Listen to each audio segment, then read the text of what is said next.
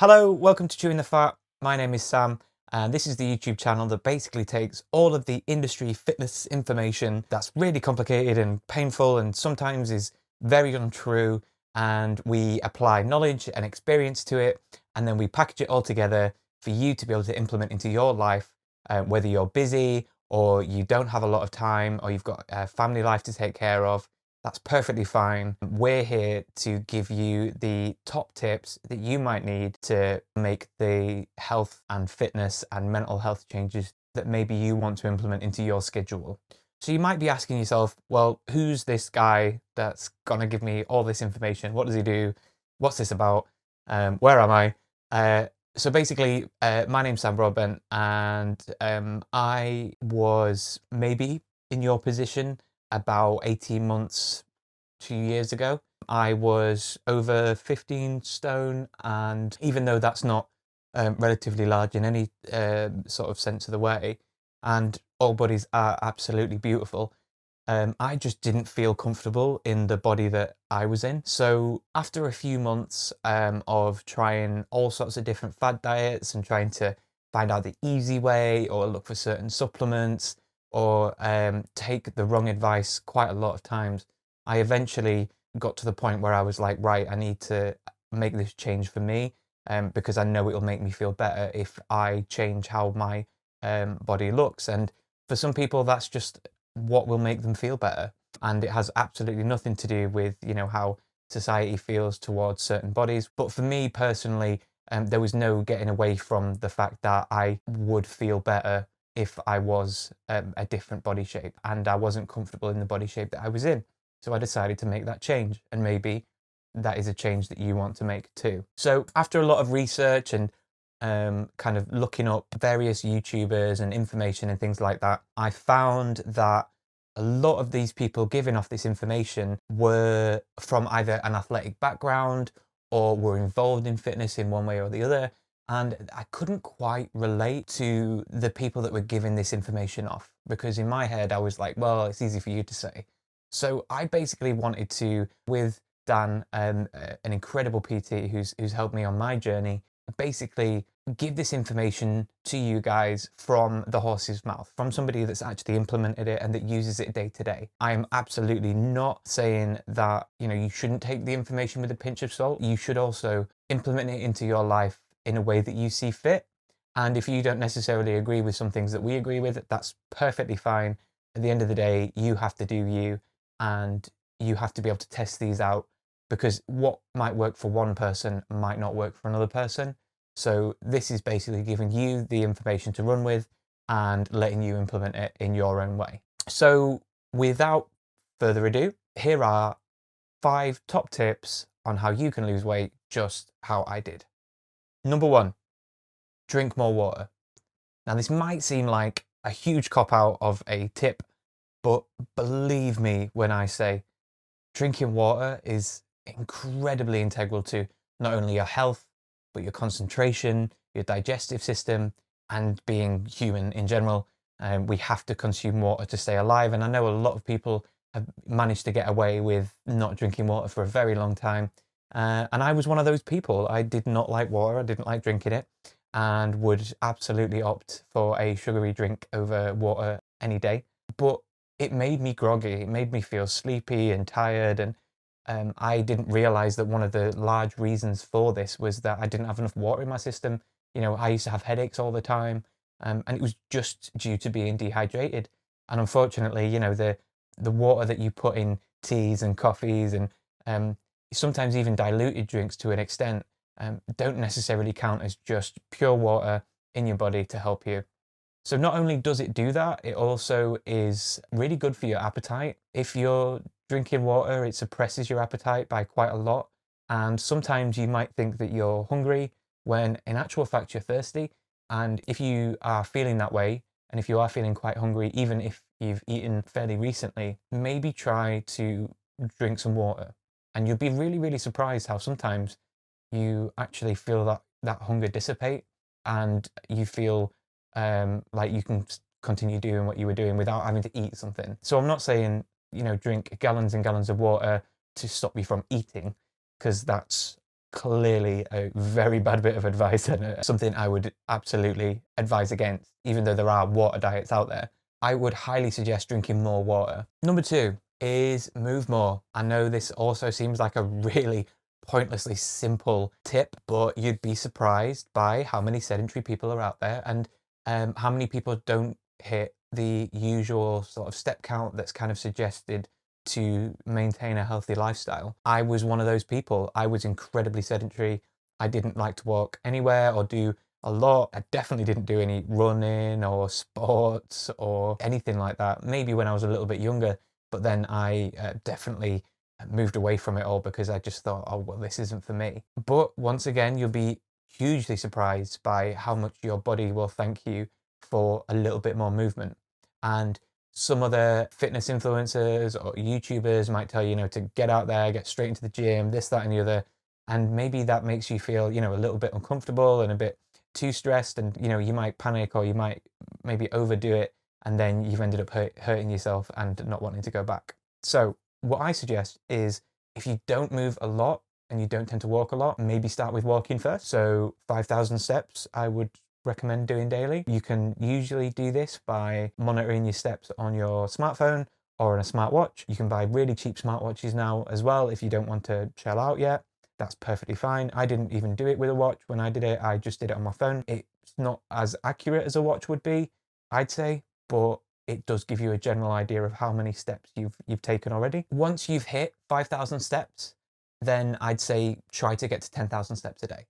And this is without any kind of workout or regular gym session or yoga or anything like that. So maybe try and hit your 10,000 steps first. Once you've done that, then be safe and happy in the knowledge that you've hit the amount of steps that you're supposed to take every single day to maintain a healthy lifestyle. So that's great. That's perfect. Once you've got to that point and you're doing roughly 10,000 steps, then it's maybe worth starting to look into heading to the gym or starting to do some workouts maybe from home, even if it is just half an hour, 1 day a week. And I'm saying this because when you get into the habit of even taking half an hour out of one particular day in a week, you start to realize how easy it is to actually implement this change into your life. And it might make you feel like. Number three, track your calories. This is one of my favorites because when I started losing weight, I was actually doing intermittent fasting, and you've probably heard about intermittent fasting before. While it is great, it's basically the exact same, if not similar, to creating a calorie deficit when tracking your calories. And it was round about the time that I'd met Dan, who became my PT, who's part of this channel, and he suggested eating as normal, but tracking my calories instead. So I started doing that and it did incredible things. And I still track my calories now, and I probably will do for a long time. And I actually quite enjoy it because I know what's going into my body.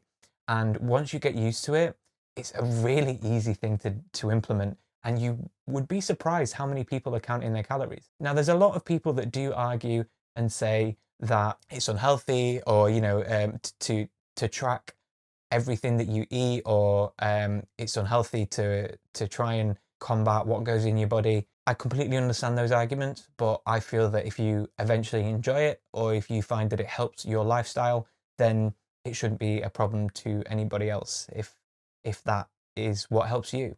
And it certainly helped me. I now track the vast majority of things that go into my body. I'm a little bit looser on things now because I'm able to up my calories, because I'm trying to build muscle, and I still absolutely love it. And I'm very, very grateful that Dan showed me what it was. So to do this, you have to find out your calorie maintenance for your body type and your body shape.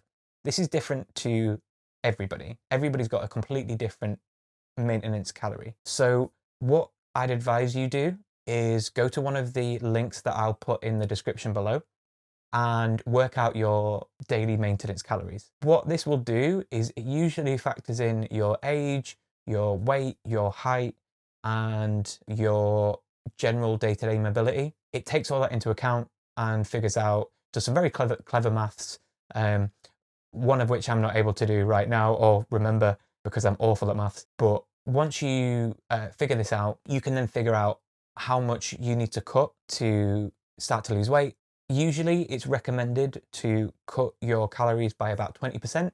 So when I was at my largest weight, my maintenance calories were roughly 2,500, I think. And I did actually cut my calories down by quite a lot more than 20%, only to a point that I found that it was safe enough and that it was okay for me to be able to eat that without getting to any health issues or anything like that.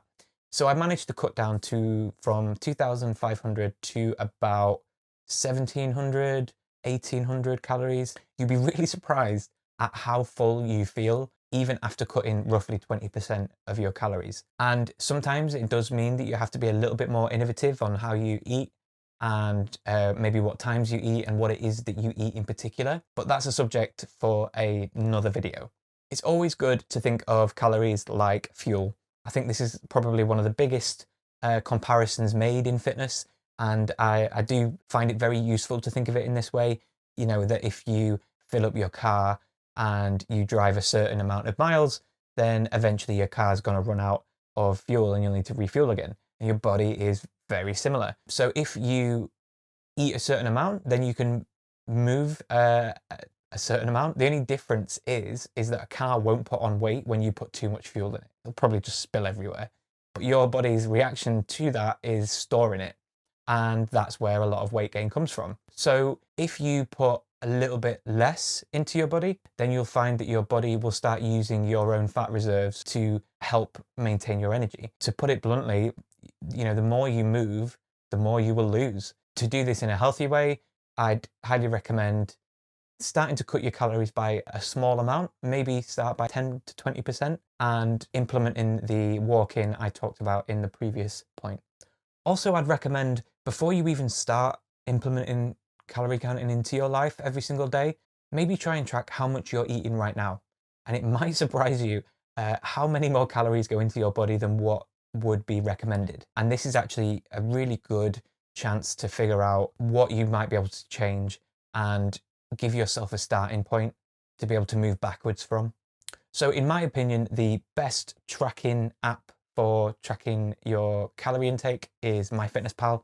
I use it, Dan uses it. Pretty much everybody I know that has either lost a lot of weight or is in fitness in one way or the other will use MyFitnessPal to track because it's really easy and there's a great community base on there that upload different food groups and different types of food into the app so you don't have to create a new listing to track it. It's already there on the app. And I've probably only ever not found one item in this whole time that I've been using MyFitnessPal. So it really goes to show how much information and trackable food is on there. So you don't have to worry about spending hours at a time trying to figure out how many calories are on what. The majority of the time, you basically just scan a barcode and put in how much you had of that food, and that's it, it's done. And then that's you sorted for that day. So it's nice and easy, and you can get it on the Google Play Store or the Apple Store if you're on Apple. Number 4, stop with the fad diets. I know, I've been there.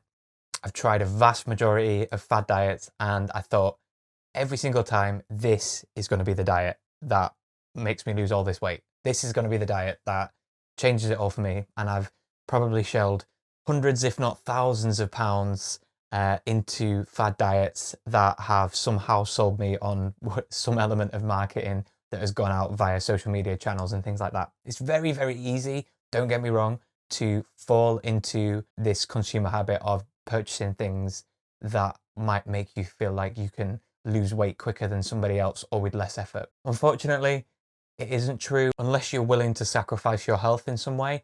And I'd highly recommend not sacrificing your health, especially if this is the channel that you come to, because we are health focused. So we want to make sure that you are in the best state that you can be while also making these changes to your body. A lot of these fad diets also only base themselves around calorie counting or dropping the amount of food that you eat. I wouldn't necessarily say that there is one out there that would absolutely change your world and be a diet that you stick to for the rest of your life. They don't tend to exist. At the end of the day, the only thing that has managed to stick around since the beginning of time on if you want to lose weight, it's usually move more, eat less. And There are a lot of other elements that we can also help you with to give you advice on how to make things work and help you in your day-to-day life that you might find quite difficult. But moving more and eating less is a lot less effort, trust me, than getting involved in some fad diet that you need to take this supplement at this time, you need to eat this food at this time, you need to not eat between this hour and this hour. At the end of the day, it's doing the exact same thing than just cutting down what you eat and moving a little bit more. So please don't listen to any of these fad diets. They're purely to help people make money and will absolutely take advantage of anybody in a desperate situation. And that's just so unethical, it's ridiculous. But unfortunately, there is no massive governing body that stops these from being a thing. So it's basically down to people like us to tell you it's not worth it, it's not worth your money, it'll never work. And even if it does work for you in a short period of time, I will put money on the fact that within a year, you're not still doing that fad diet. You may as well implement a healthy way to do it rather than try to get a quick fix, because unfortunately, quick fixes don't exist. Finally, number 5, create a routine. Now, we all have a routine to some degree. Even if we're not the most organized people, there is usually some element of routine in our life. I didn't think I had a full routine, but it turns out I do, and I did. I used to hate routine so much. I used to think it was way too strict, and I liked being more of a free spirit and didn't like sticking to a in-depth routine. A routine is massively useful. And if you already have one in place, it's even easier to be able to build up a habit or add a small element of change into that routine already and be able to make that work for your usual day-to-day life in general. So a way this might help you is to try to get up the same time every single day, even if you're not working. Now, this might seem difficult or a bit of a pain because you'd be like, well, what's the point? I don't understand. Well, if you get up at the same time every day, first of all, your body will get used to that. So it makes it a lot easier to get up and even go to sleep if you set yourself a regular routine. The second one is if you set it a little bit earlier than you would usually get up, it also gives you that extra time to go work out, to maybe get organized for that day, or to even just give yourself an extra half an hour to an hour to just think or just clear your mind and not get super stressed about the day ahead. So I used to get out of bed, go for a shower and head straight to work. And that was basically my routine in the morning. But since then, I've actually managed to get up 2 hours earlier than what I used to. And it gives me time to plan what I'm doing in my day and also give me the chance to work out for an hour. And sometimes I might be that busy that I'm not able to work out in the morning that I planned to. But that doesn't matter because I got up 2 hours earlier than I expected. So it means I've got an hour, maybe 2 hours at the end of the day instead to be able to fit in a workout or sort something else out that I needed to sort out. So it's hugely, hugely beneficial. Even though going to bed is one of the best things ever and sleeping is incredible, and you do need 6 to 8 hours sleep to maintain a healthy lifestyle, it won't take anything else away from you. If you are adamant that cutting out an extra hour in the morning is just it's non-negotiable, nope, you like getting up at that particular time in the morning, or maybe you're incredibly holistic and you don't need an alarm and you just get up when your body tells you to, then there's no excuse to be able to do it at the end of the day, maybe after you finish work. So a great way to do this would be to maybe push your usual bedtime back by at least an hour and be able to implement maybe your workout or something more organizational in that time period instead. Like I said, as long as you get 6 to 8 hours sleep, you should be perfectly fine to maintain this as a usual routine. It might be hard to do at first, but I can guarantee that after the first week, maybe 2 weeks, it will get a lot easier. And eventually you will wake up at that time without even realizing that you'd made this big change to your life. And there we have it. 5 top tips to help you lose weight the same way that I lost weight. Now, there are more than 5 tips on how to lose weight, obviously. I do have quite a few that I can give to somebody that is wanting to lose weight. And this is just the first of a few videos, but I wanted to get 5 of the most important out there that are really easy to implement that you can use and start doing right now. Please remember that we are only human and sometimes starting something brand new can be very, very difficult. And maybe the first time you try something like this, or even try to implement even one of these tips into your life, you might find it quite difficult. Please don't give up after the first try. You will find it a lot easier after you start to do this more and more. And even if you fall off the wagon the first time, even if you find it really difficult, maybe the first few tries, please keep at it, because eventually it'll fit into your life to a point that you don't even realize it's there anymore. I'm at that point now where these are just things I do every single day or during my week, and I still continue to maintain the body shape that I want, and I'm able to now achieve new things that I didn't think I'd ever be able to achieve. So if you've got to this point, thank you so much for watching. Even one extra view helps us massively. And if we can get one person to start implementing this into their lives, we know that that one person will tell other people about how helpful this information actually is. So if you stick around, there'll be plenty more to come. And we've got so much advice that we'd love to give you. So until next time, this has been Chewing the Fat. My name's Sam, and remember, nothing is impossible.